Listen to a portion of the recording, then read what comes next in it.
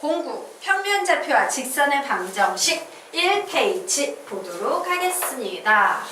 자, 수직선 위에 두 점 사이에 거리를 구하는 방법에 대해서 좀 알아볼 거예요. 야, 여기 A라는 점이 있어. 좌표는 A야. B라는 점이 있어. 좌표는 B야. 그러면 이 두 점 A, B 사이의 거리는 몇이 될까? 라고 질문하면 우리 보통 뭐라고 대답합니까? 거리는 B-A야. 이렇게 대답을 하지. 이랬더니 누가 반발을 하냐면요. A가 반발해요. 야, 난 작은 것도 억울한데 나 항상 뒤에 와야 돼? 나만 빼줘야 돼? 기분 나쁜데? 자, 근데 얘 말엔 일리가 있어요. 왜? A나 B나 똑같은 녀석인데 꼭 얘만 앞에 써주고 얘 뒤에 써주란 뭐 없잖아. 그래서 이런 불평등을 해소하기 위해서 우리는 수직선 위에 두 점 사이의 거리를 얘기할 때 항상 깜짝 놀랐네. 절대값을 붙입니다. 어떻게? 그래요. 절대값 B-A라고 써도 돼. 하지만 절대값 A-B라고 써도 된다, 안 된다? 된다예요. 네. 이거 뭔 소리였지? 예, 깜짝 놀랐어요. 예, 되겠습니까? 자, 그러면 기하에서는 어떤 측면이 있냐면요. 그래, 절대값 B-A, 절대값 A-B 모두 다 수직선 상의 두 점 사이의 거리구나 라는 건데요. 자, 기하는 항상요, 다시 대수학적으로 해석할 수 있는 눈이 필요해요. 이 얘기는 뭐냐면 다음부터 우리가 어떤 수학 문제를 푸는데 절대값에다 뭐 빼기 뭐가 나와. 그럼 우리는 얘를 딱 보는 순간 그냥 절대값에 x2 빼기 x1이다가 아니라 뭐로 해석해야 돼? 와, 수직선상에 두 점 사이에 거리가 나와 있네 라고 해석을 할 수 있어야 돼요. 자, 얘를 딱 보는 순간 우리 뭐라고 해석할 수 있어요? 와, 점 B와 점 A 사이의 거리구나. 그런데 거리는 거리인데 어디 상에서? 수직선 상에서 라는 사실을 좀 기억하셔야 돼요. 자, 절대값 A-B 보면 무슨 생각하셔야 되겠습니까? 점 A와 점 B 사이의 거리구나 라고 해석하셔야 돼요. 거리는 거리인데 어디 상에서? 수직선 상에서의 거리다 라고 해석하셔야 돼요. 자, 선생님 그럼 수직선이란 개념이 중요합니까? 네, 요거 하나 나오면 수직선이라고 불러요. 하지만 요거 두 개 나오면 우리 얘 뭐라고 부릅니까? 평면, 좌표, 좌표, 평면 이런 식으로 부르는 거야. 자, 두 점 사이의 거리는 거리인데 어디 위에 있는 두 점 사이의 거리냐? 요것부터 구분하셔야 돼요. 되겠습니까? 자, 그래서 이제 우리는 역으로 이와 같은 표현을 보면서 얘를 수학적으로 해석하는 방법, 이와 같은 표현을 보면서 얘를 다시 언어학적으로 풀어내는 방법을 조금 연습드리도록 하겠습니다. 나 수학상에서 저런 거 배운 적 없는데? 예. 이게 수학상 복습이라는 게 옛날에 심화교재에서 앞에 배웠던 내용을 복습해서 그래요. 여러분은 아직 심화교재까지 들어간 사람이 한 명도 없지. 자, 그러면 보도록 하겠습니다. 점 7로부터 거리가 4인수라고 나왔어요. 자, 점 7로부터 거리가 4인수가 나 뭔지 알아, 몰라? 모르지. 그래서 점 7로부터 거리가 4인수는 내가 모르니까 x가 되는 거야. 보이지 않게 x가 되는 거예요. 그럼 우리는 뭘 알 수 있어요? 아, 7하고 x 사이의 거리가 4구나 라고 얘기할 수 있지. 그럼 우리 이 녀석 가지고 수식으로 표현할 수 있다 없다? 있다. 얘는 절대값 x-7이 몇이다? 4이다 라고 이렇게 표현할 수 있는 거예요. 자, 그럼 아래에 있는 개념은 너희들이 정리해 볼 수 있겠네? 정리해 보십시오.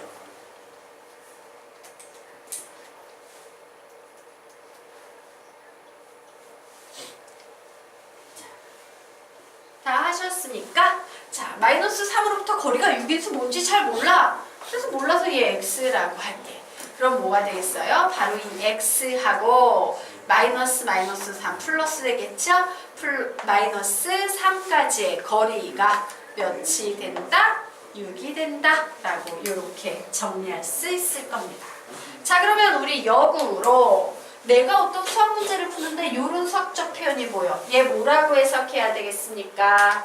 x7 사이 예. 점 7로부터 거리가 4인수 x라고 해석하셔야겠죠? 자, 정리하십시오. 점 7로부터 거리가 4인수 x 이렇게 얘기할 수 있을 거예요. 혹은 어떻게 얘기할 수도 있겠습니까? 점 x와 점 7 사이의 거리가 4야 이런 식으로도 해석할 수 있겠죠. 자, 그러면 아래에 있는 녀석 보면서도 우리 해석할 수 있다 없다? 있다. 아래에 있는 녀석은 여러분이 한번 정리해 보시기 바랍니다.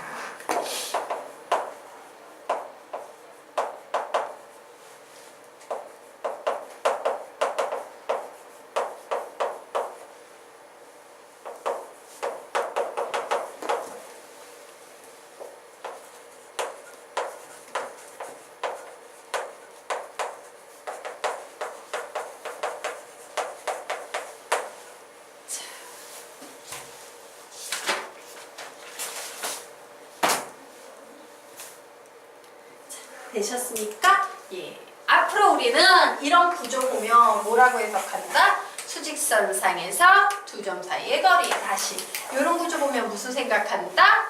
수직선상에서 수직선상에서 두 점 사이의 거리네 라고 보는 눈이 필요하다. 자, 여기까지 되셨습니까? 네.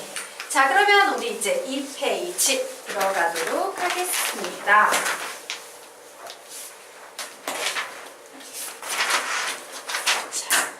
요번에는요, 수직선보다 조금 더 난이도가 있는 좌표 평면 위에 두 점 사이의 거리에 대해서 알아보도록 하자. 잠시만요.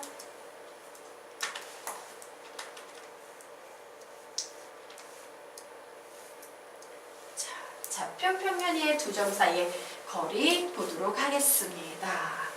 자, 여기에요, A라는 점이 있어요.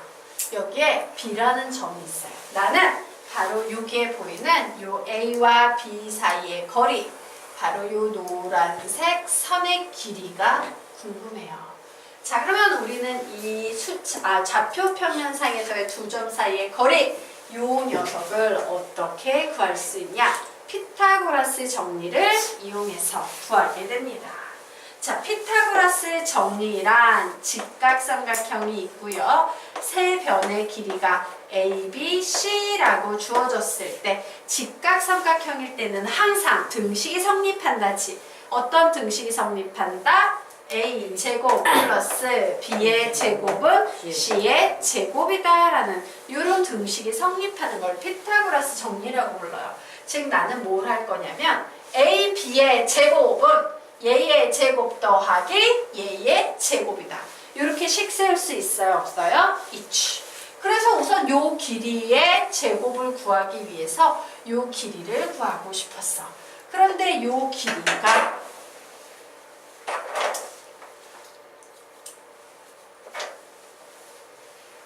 잠시만요.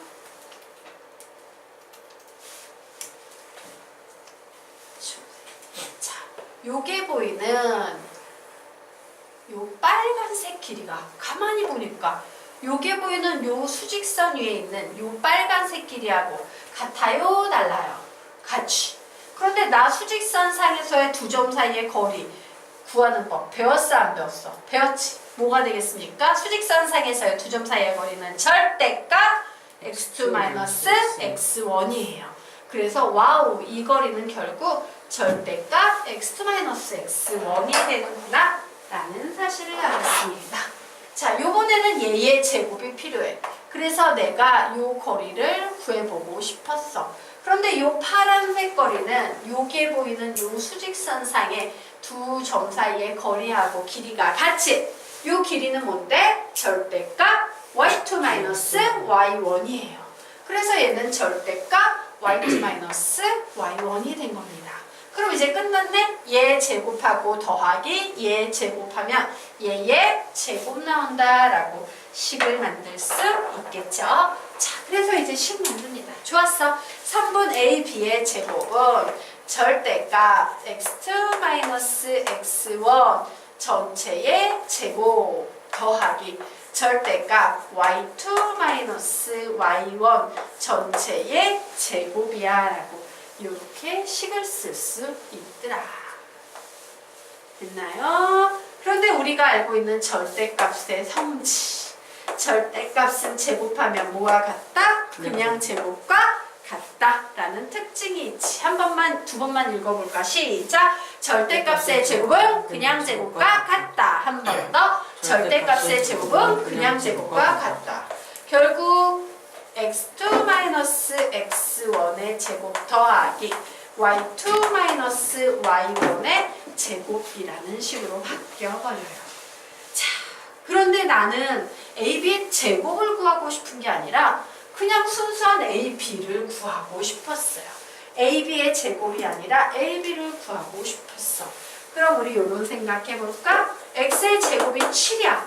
그럼 x는 뭐가 나오는데? 플러스 마이너스 루트 7이지. 근데 거리라는 것이 음수가 있어 없어? 없잖아. 그래서 마이너스는 사라지고 3분 a, b의 길이는 루트 x2 마이너스 x1의 제곱 플러스 y2 마이너스 y1의 제곱이다라는 이런 식이 만들어집니다. 이렇게 나오는 이유는 길이는 양수이기 때문이에요. 마이너스가 사라지는 이유는 길이는 양수이기 때문이다. 자, 그래서 우리가 수학 상에서 배우는 두 번째 공식, 기하 파트에서 배우는 두 번째 공식은요. 두 점 x1, y1과 x2, y2라는 두 점이 있을 때 두 점 사이의 거리는 루트 x2 마이너스 x1의 제곱 플러스 y2 마이너스 y1의 제곱이다라는 이와 같은 공식이 만들어지게 되는 겁니다. 자, 됐죠? 그래서 우리는 이 공식을 3번 읽으며 암기하고 갈 거예요. 두 점 사이의 거리는 루트 이렇게 시작! 두 점 사이의 거리는 루트 x2-x1의 제곱 플러스 y2-y1의 제곱 한 번 더. 두 점 사이의 거리는 루트 x2-x1의 제곱 플러스 y2-y1의 제곱이다. 마지막 두 점 사이의 거리는 루트 x2-x1의 제곱 플러스 y2-y1의 제곱이다. 자, 여기에서 x1, x2 자리 바꿔도 돼요? 안 돼요? 되지. 자리 바꿔도 아무 상관없어요. 왜? 절대값 x2-x1이나 절대값 x1-x2가 같기 때문에. 되겠습니까? 예. 자, 그러면 우리요 이제 거기 보도록 할게요. 화살표. 두 점의 좌표가 그 아래에 화살표 하나 나와 있죠? 자, 채워놓겠습니다. 두 점의 좌표가 주어져야만 이 공식을 사용할 수 있다. 그러나 실제 문제에서는 점의 좌표가 주어지지 않은 경우가 많다. 점의 좌표가 없는데 두 점 사이의 거리를 구하라고? 불가능하지. 그래서 이 경우에는 점의 좌표를 어떻게 해야지 풀 수 있다? 미지수로 가정해놓고 풀어야 한다예요. 없으면 필요한 요소를 만드셔야 합니다. 미지수로 가정해놓고 풀어야 한다. 자, 됐죠? 그러면 우리 이제 아래 있는 개념 보도록 하겠습니다. 자, 두 점 사이의 거리 역으로 해석하기 보도록 하겠다. 자, 무슨 얘기냐? 우리는요, 수직선이 있을 때 여기가 마이너스 7이고 여기가 3이야. 그럼 두 점 사이의 거리 구해볼래? 라고 하면 절대값 3 마이너스 7. 오, 얘는 결국 10이네? 거리가 10이야? 이런 식으로 얘기할 수 있어? 없어? 있지. 반대로 얘가 주어지지 않고 이 식만 줘도 뭐라고 해석할 수 있어? 와, 얘는 3이라는 점과 마이너스 7이라는 두 점 사이의 거리가 10이라는 얘기구나 라고 역으로 해석할 수도 있죠? 자, 마찬가지입니다. 우리가 어떤 문제를 푸는데 요런 구조의 식이 보여. 내가 배운 개념상으로는 요런 구조의 식이 하나 있었는데 무슨 개념이었어요? 좌표 평면에서 두 점 사이의 거리였어. 자, 그러면 얘는 어떤 식으로 해석할 수 있겠습니까? 어떤 점 x, y와 점 4, 마이너스 7 사이에 거리야 라고 이렇게 해석할 수 있다 없다? 있다 되겠습니다. 자, 하나만 더 정리해 볼까요? 이 앞에 이렇게 적어 놓을까? 루트 x 플러스 2의 제곱 플러스 y 마이너스 3의 제곱이라고 적어 놓고 이와 같은 구조의 식을 보면 어떻게 해석할 것인가 정리해 보시기 바랍니다.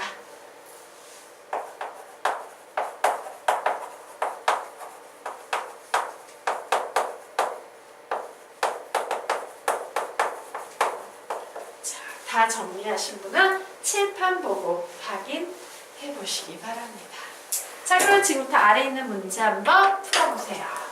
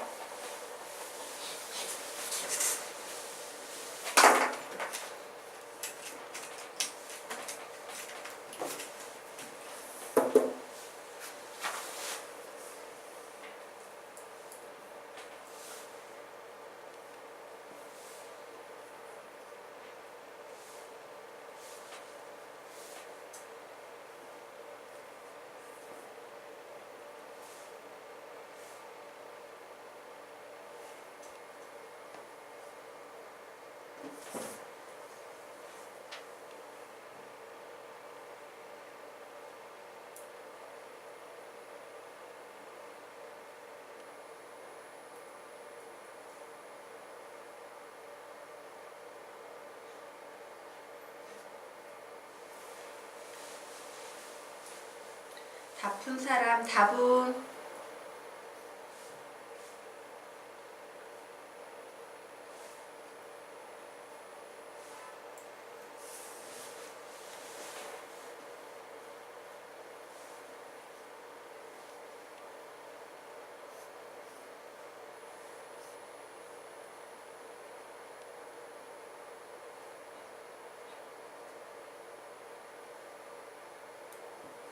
아이고. 답은 이루트기? 정답이에요. 자, 그러면 우리 이 문제 해석 한번 해보도록 하겠습니다. 뜬금없이 이런 식이 나왔어. 그런데 이 식 보니까 느낌이 와. 나 이거 무슨 식인지 아는데. 얘는 x, y라는 점과 1, 2라는 두 점 사이의 거리 되겠습니다. 나 이런 구조의 식 아는데. 얘는 x, y라는 점과 3, 4라는 두 점 사이의 거리 되겠습니다. 질문, 여기 보이는 x, y랑 여기 보이는 x, y는 같은 점일까요? 다른 점일까요? 같은 점일 거야. 한 문제에서 똑같이 생겼으니까. 맞습니까? 그러면 봐요. 얘는 1, 2는 이미 확정이 돼 있는 점이에요. 맞지? 자, 3, 4도요. 이미 확정이 돼 있는 점이에요. 반면에 x, y는 아무 데나 다 올 수 있는 점이지 어디에 오는지 몰라. 그런데 그 중에서 최소값 구하래요. 그래서 선생님이 두 가지 경우 예로 들어드리도록 하겠습니다. x, y가 여기에 있는 경우를 예로 하나 드릴 거고요. 또 한 가지 경우는요. 자, 이 녀석을 이렇게 일직선상으로 그린 상태에서 요 위에 x, y를 놓는 경우 보도록 할 거야. 그러면 보세요. x, y에서 1, 2 사이의 거리는 요만큼이지. 그리고 x, y에서 3, 4 사이의 거리는 요만큼이지. 그래서 얘는 뭐가 돼? 파란색 경우에는 슉! 이게 문제에서 말하는 거리가 되는 거야. 자, 반면에 x, y가 요 직선상에 있지 않을 때 자, x, y와 1, 2 사이의 거리는 얘가 됩니다. x, y와 3, 4 사이의 거리는 얘가 됩니다. 자, 파란색이 짧아요? 노란색이 짧아요? 파란색. 파란색이 짧지? 항상 좌표 평면상에서 두 점 사이의 최단 거리는 직선이에요. 되겠습니까? 예. 그러므로 결국에 최소값 구하시오라는 건 노란 경우를 의미한다, 파란 경우를 의미한다. 파란 경우를 의미한다. 결국 최소값은요. 1, 2와 3, 4 두 점 사이의 거리만 구해주시면 되겠습니다. 자, 루트 식이 뭐야? 시작! 3-1의 제곱 플러스 4-2의 제곱. 자, 얘를요 1-3의 제곱 플러스 2-4의 제곱 이렇게 써도 돼. 중요한 것은요 항상 위치가 같게 x2-x1으로 가면 y2-y1으로 가야 되고 x1-x2로 가면 우리는 y1-y2로 써줘야 된다는 거. 이것만 주의하시면 됩니다. 그래서 계산했더니 2의 제곱 4, 2의 제곱 4, 루트 8이네요. 몇 나오겠습니까? 2 루트 2가 답이 되겠죠. 그래서 바로 2 루트 2일 때 최소값이 나온다 라고 정리해 놓으시면 됩니다. 자, 6까지 되셨습니까? 됐죠? 오케이. 그러면 지금부터 3페이지 들어가도록 하겠습니다. 자, 3페이지 보도록 하자. 자, 이제 우리가 수학 문제를 풀다가 보면은 요번에는 삼각형의 꼴이 뭐가 될까라는 삼각형의 꼴을 묻는 문제를 종종 만나게 될 겁니다. 자, 삼각형의 꼴을 묻는 문제 푸는 방법 알아보도록 하자. 그림이 아직 다 못 나왔네. 더 줄여야 되네. 너무 줄였네. 예, 딱 좋습니다. 자, 삼각형의 꼴을 묻는 문제가 나오면요. 세상 듣도 보도 못하냐? 이 삼각형의 꼴은 이런 꼴이야. 이런 문제는 정답으로 나올까 안 나올까? 안 나와요. 삼각형의 꼴을 묻는 문제라 하면 와우, 이 삼각형 직각삼각형인데 이등변 삼각형인데 정삼각형인데 직각이등변 삼각형인데 둔각삼각형인데 예각삼각형인데 직각삼각형인데 요런 얘기를 할 수 있어야지 뭐 정체불명의 이렇게 생긴 삼각형에 이렇게 그림 그리는 문제는 나오지 않아요. 자, 그러면 질문. 삼각형의 꼴을 묻는 문제에서 가장 많이 나오는 삼각형은 어떤 삼각형일까? 답으로 가장 많이 나오는 녀석은 직각삼각형이에요. 자, 그 이유 설명드리도록 할게요. 삼각형의 6요소라는 게 있어요. 중학교 때 나오는 개념입니다. 삼각형의 6요소에는 어떤 것들이 있다? 외심, 내심. 그건 삼각형의 오심이라는 거예요. 외심, 내심, 방심, 수심 뭐 이런 것들은 삼각형의 오심과 관련이 된 개념이고요. 삼각형의 6요소, 삼각형을 구성하는 6가지 요소는 세변과 꼭지점, 세각이에요. 되겠습니까? 삼각형의 6요소가 뭐라고? 세변과 세각이야. 즉 우리는 어떤 삼각형이 주어졌을 때 이 삼각형을요 변의 입장에서 표현할 수도 있고 각의 입장에서 표현할 수도 있다 해요. 자, 그래서 우선 첫 번째 직각 삼각형을 변의 입장에서 표현하면 이렇게 표현할 수 있을 겁니다. a제곱 플러스 b의 제곱은 c의 제곱이다 라는 피타고라스 정리로 직각 삼각형을 표현할 수 있을 거예요. 자, 각의 입장에서 표현하면요. 각 C는 90도야 라고 이렇게 표현할 수 있을 거예요. 자, 두 번째 삼각형은 어떤 삼각형이야? 딱 그림 보니까 이등변 삼각형이에요. 자, 이등변 삼각형은요. 어떻게 표현할 수 있어? B의 길이와 C의 길이가 같아. 이렇게 표현할 수도 있고 각의 입장에서 표현하면 각 B와 각 C가 같아 라고 표현할 수 있을 거예요. 자, 세 번째 삼각형은 어떤 삼각형입니까? 직각이등변. 직각 이등변 삼각형이죠. 그래서 얘를 표현하면 우선 직각 표현하면 a제곱 플러스 b의 제곱은 c의 제곱이다. 이등변 삼각형 표현하면 a하고 b하고 길이가 같아 라고 표현할 거고요. 각의 입장에서 직각 이등변 삼각형을 표현하면 우선 직각 각 C는 90도야. 그리고 이등변 각 A와 각 B는 같아 라고 표현할 수 있을 거예요. 자, 네 번째 삼각형은 무슨 삼각형이다? 정삼각형. 어떻게 표현되겠어요? 변의 입장에서 A는 B는 C. 각의 입장에서 각 A는 각 B는 각 C야. 이렇게 해석이 되겠죠. 자, 둔각삼각형 어떻게 표현이 되겠어요?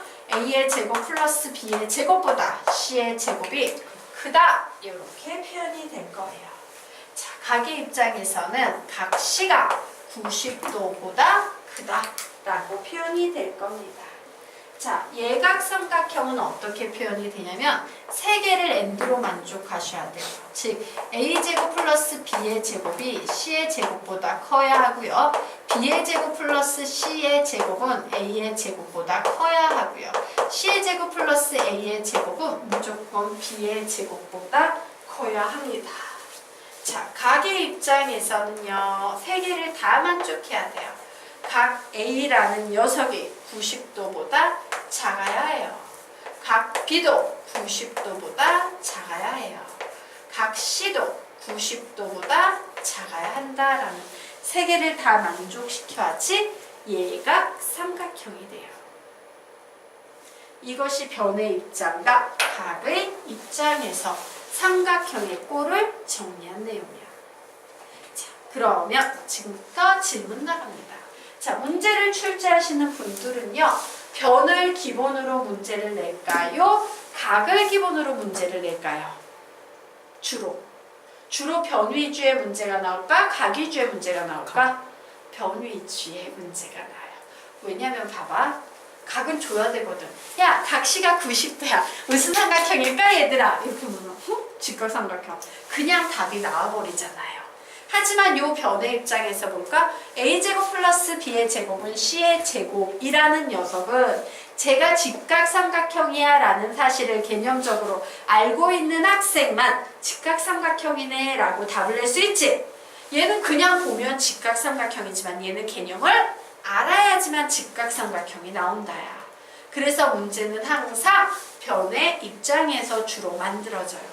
자, 변의 입장 중에서도 선생님이 말하길 직각이 유독 잘 나옵니다 라고 했죠. 자, 이유는 이래요. 야, A랑 B랑 C랑 모두 같네? 정삼각형 너무 쉬워요. B랑 C랑 같네? 이등변 삼각형 너무 쉬워요. 왜? 두 변의 길이가 노골적으로 같으니까. 하지만 피타고라스 정리에서 나오는 A제곱 플러스 B의 제곱은 C의 제곱이다. 얘는 개념을 알아야지만 직각이다 라고 논할 수 있지. 그러다 보니까 이런 애들은 너무 유치하거든.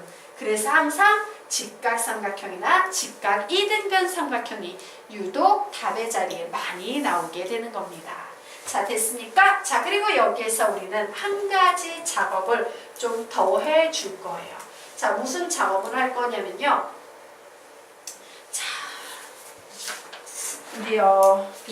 5페이지 잠깐만 펴보도록 하겠습니다. 자, 5페이지 잠깐만 펴보도록 하자. 자, 5페이지에 보면 이런 개념이 나와 있어요. 직각 삼각형이고 얘는 A, B, C야. 그리고 요 길이가 3, 요 길이가 4, 요 길이가 5야. 요런 그림에 도형이 하나 나와 있어요. 자, 그리고 또 하나의 그림은요. X축이 있고 Y축이 이렇게 있는데 B라는 점의 좌표가 1,0, C라는 점의 좌표가 4,0이고 여기에 이와 같은 점이 있어서 A라는 점의 좌표는 4,4야라는 이와 같은 그림이 보이실 거예요. 자, 중요한 건 뭐냐면요. 사실 요 삼각형하고 요 삼각형은 사이즈가 같아요? 달라요? 같은 삼각형이야. 그런데 얘는 그냥 허공 중에 딱 있는 애고 얘는 좌표 평면에 꼭 붙어있는 애지. 자, 기하의 차이점에 대한 얘기를 하도록 하겠습니다.